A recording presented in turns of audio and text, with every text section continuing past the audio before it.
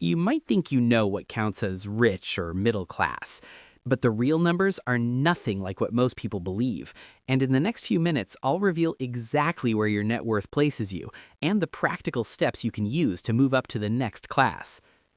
Before we break down the lower, middle, and upper class, you need to understand one thing: net worth. Because your net worth, not your income, is what truly determines your financial class. So, what is net worth? It's everything you own minus everything you owe. That's it.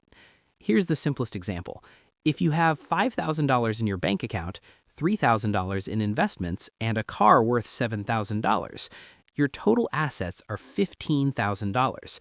But if you also have $8,000 of debt, maybe a credit card, a loan, or money you borrowed, then your net worth is $15,000 minus $8,000 equals $7,000.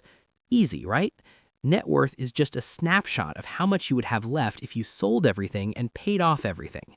And once you understand that, you'll finally see where you stand: lower class, middle class, or upper class, based on your actual financial position, not your job title or how much you earn. Now let's start with the lower class, also known as the bottom 20% of Americans by net worth. The median net worth in this group is only about $6,030, and the median income is below $35,000 per year. Picture someone earning $25,000 to $27,000 a year. Someone working as a cashier, fast food crew member, retail associate, hotel housekeeper, daycare assistant, or entry-level delivery helper. That's the heart of the bottom 20%. To put it in perspective, the poverty line in 2025 was $32,150. So a big portion of this group is living below that threshold. And because of that, their financial reality looks very different from the middle class or upper class. In 2025, nearly a quarter of all households are estimated to live paycheck to paycheck, according to the Bank of America Institute, up from 23.5% in 2024. There's no safety cushion. If the car breaks down or a medical bill shows up, everything falls apart instantly. Second, they're often dealing with high interest debt, things like credit cards, payday loans, or overdue bills that keep growing. This kind of debt traps them because money that could be saved is constantly being used to catch up. Third, they're usually working minimum wage or near minimum wage jobs, which means income is limited and unpredictable. Fourth, there's often lower educational attainment, which limits access to higher paying opportunities. And finally, which people often forget, this group also includes young adults who just turned 18. They're starting with no assets, no savings, and very low income. So by default, they fall into the lower class at the beginning of their financial journey. So when you add all of this together, low income, growing debt, and no assets, it makes sense why their net worth sits around $6,030. Instead of getting stuck, focus on building assets and reducing liabilities. Start a small savings account or emergency fund to grow your assets. Pay down high-interest debt like credit cards first. Invest in skills or education that can boost your income. Cut unnecessary expenses to free up cash for saving and investing. Now, let's move on to the lower middle class, the next 20%, roughly the 20th to 40th percentile. The median net worth here jumps to about $44,000 to $56,600, marking the start of what most people consider the lower middle class. The median income ranges from $36,000 to $72,000, with the average household making around $48,500, slightly below the U.S. median of $70,000. This group usually includes recent graduates, blue-collar workers like factory employees, farmers and tradespeople, and new immigrants who are building a foundation in a new country. The government defines the middle class based on 6 key financial goals: owning a home, having a car, paying for college, securing retirement, having health care coverage, and the ability to take a family vacation. That last one, the vacation, is a small but important signal. It means a family now has some discretionary income and isn't just focused on survival. But even here, people often fall into common traps. Overspending on cars, shopping habits that quietly eat away savings, accumulating consumer debt, or trying to look middle class instead of actually becoming wealthier can stall progress. The biggest key to moving up from the lower middle class is simple but powerful. Strengthen good financial habits, increase your income, and save and invest the difference. One core principle of wealth is to grow the gap between your income and spending, then invest it consistently, because that gap is what truly creates upward mobility. Next, let's talk about the middle class, roughly the 40th to 60th percentile of Americans by net worth, earning between $49,000 and $148,000 per year. Their median net worth ranges from about $100,000 to $365,000, which shows a significant jump from the lower middle class. They've started to build real financial stability. Typical careers in this group include nurses, truck drivers, massage therapists, office managers, and sales reps.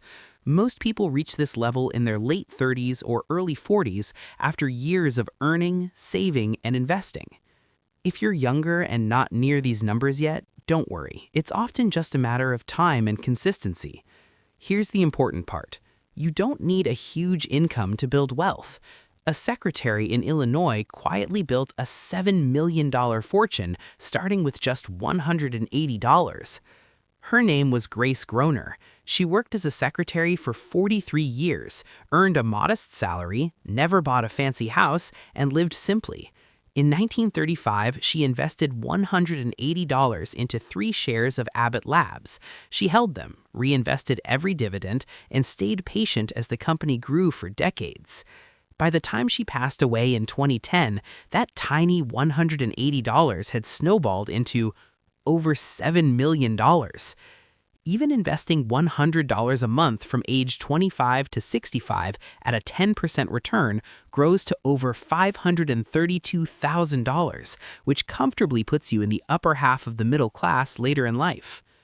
The key to moving up from middle class is to focus on maximizing your income potential, controlling lifestyle inflation, and investing consistently. Now let's move on to the upper middle class, roughly the 60th to 80th percentile of Americans by net worth. Their median net worth sits around $201,800, with incomes ranging from $106,000 to $150,000. This group typically includes white-collar professionals with advanced degrees. Think engineers, accountants, architects, and psychologists. What sets them apart is a strong focus on education, travel, and lifestyle quality. They've worked hard to build assets, save and invest, and many own homes and other significant investments. But here's the twist. Even at $100K plus income, 48% of people still live paycheck to paycheck.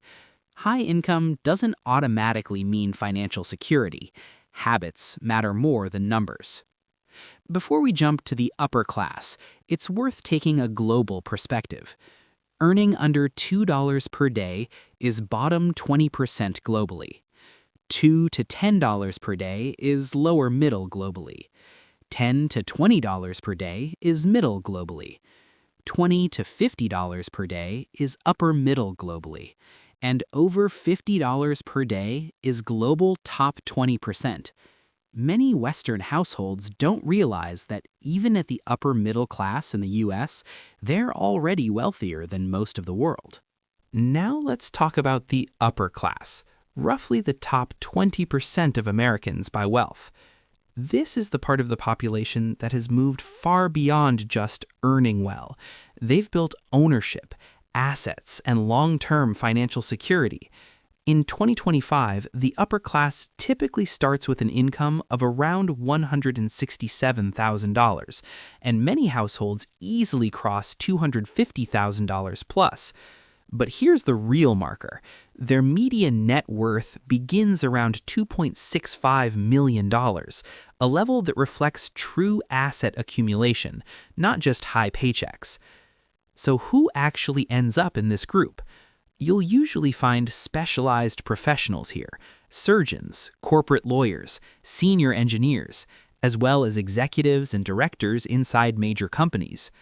You also see successful business owners, real estate investors, and high-income dual couples where both partners earn between $120K and $200K.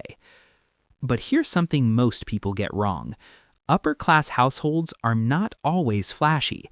In fact, many of them live below their means, drive normal cars, and focus heavily on building assets instead of showing off. And that's the key difference. Plenty of people earn $200K a year, but they're not upper class. Why? Because income doesn't determine your class. Net worth does. High earners who spend everything stay stuck in the middle class. Upper-class families, on the other hand, own things that grow: stocks, rental properties, businesses, retirement portfolios, and sometimes trusts or inherited assets. They use tax-efficient strategies, and most importantly, they let their wealth compound. What does life look like at this level? They have buffers, real financial protection. Kids' college is often fully funded. They can travel, invest, and upgrade their lifestyle without debt. They have access to better healthcare, stronger social networks, and the option to retire early or work on their own terms.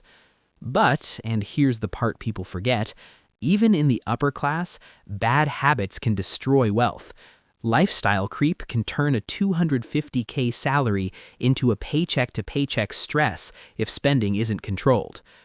And to give you perspective, a U.S. household entering this level with a net worth of $1 million or more already sits in the top 1% globally. Crossing 2.5 million puts you in the global top 0.5%. Most people don't realize it, but reaching the entry level of the U.S. upper class makes you wealthier than nearly anyone on the planet. So now you know exactly where your net worth places you: lower class, middle class, or upper class, and more importantly, what it actually takes to move up. And here's the truth. Your financial class is not fixed. It's not about where you start, it's about the habits you build, the skills you develop, and the assets you grow over time. If this video helped you understand your real financial position and gave you a clear roadmap for leveling up, then hit the like button, because it tells YouTube this is the kind of content more people need to see. And if you want more videos on building wealth, improving your money habits, and increasing your net worth, make sure you subscribe and turn on notifications so you don't miss the upcoming videos where I break down more money strategies, wealth-building habits, and practical steps to grow your net worth. Thanks for watching, and remember, your net worth is not your destiny, but it is your starting point. What you do next is what changes everything.